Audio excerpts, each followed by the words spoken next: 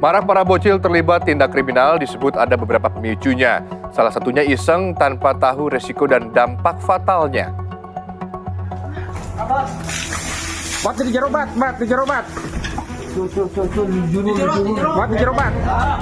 Seperti ini kepanikan melanda saat warga berjibaku memadamkan api di Jalan Tipar, Kota Sukabumi yang terjadi pada awal Mei lalu.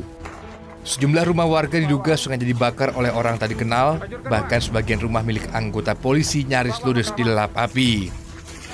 Meski asap sudah terlanjur melahap beberapa rumah, namun kebakaran akhirnya bisa dipadamkan dan tak makin merembet ke rumah lainnya.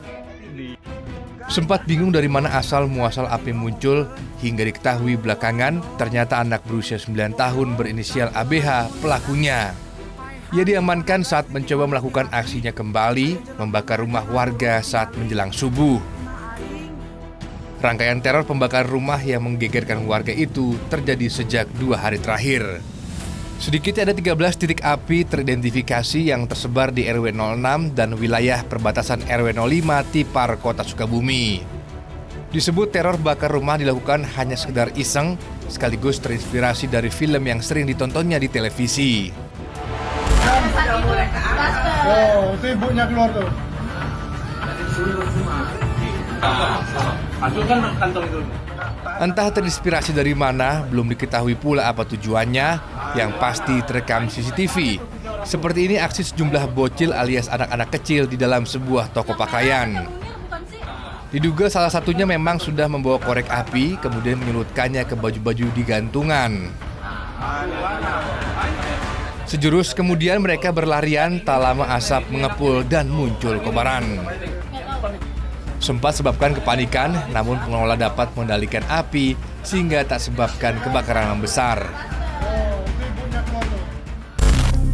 Anak-anak sejatinya belum memiliki pikiran perbuatan kriminal, disebut hanya bertindak berdasarkan rasa ingin tahu, mencari kegembiraan tanpa memikirkan resiko dan dampak setelahnya.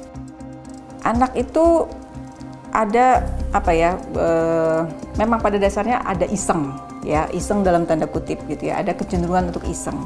Di balik iseng itu apa sih? Ada rasa ingin tahu, rasa ingin mencoba, dan kurang memikirkan efek jangka panjangnya apa, konsekuensi jangka panjangnya apa. Itu latar belakangnya iseng. Jadi tidak ada kepikiran misalnya, oh saya memang mau menyakiti, mau merusak. Jadi memang karena rasa ingin tahu, pengen tahu kalau dibakar sedikit jadinya seperti apa, kalau ini aku bakar jadinya seperti apa. Nah kalau memang pendampingannya kurang gitu ya, kontrol terhadap anak ini kurang, ya anak bisa mencoba-coba di luar batas-batas yang seharusnya gitu. Peran kontrol sosial, sekolah, dan pendampingan orang tua jadi sangat penting untuk menekan jumlah kasus kriminal anak, terlebih mudahnya akses digital saat ini.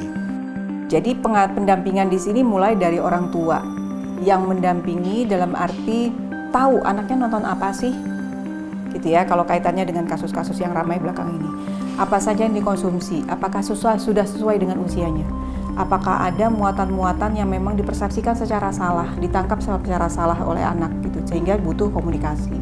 Dari sekolah juga melakukan hal yang sama, karena sekolah kan isinya guru-guru yang perpanjangan tangan orang tua. Aware ketika anak-anak mulai membicarakan hal-hal yang kayaknya nggak sebatasnya dengan usianya.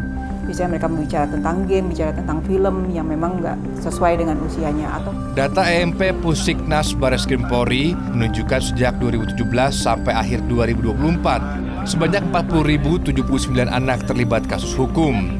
Dan di antaranya 8.351 anak menjadi tersangka berbagai kasus kejahatan.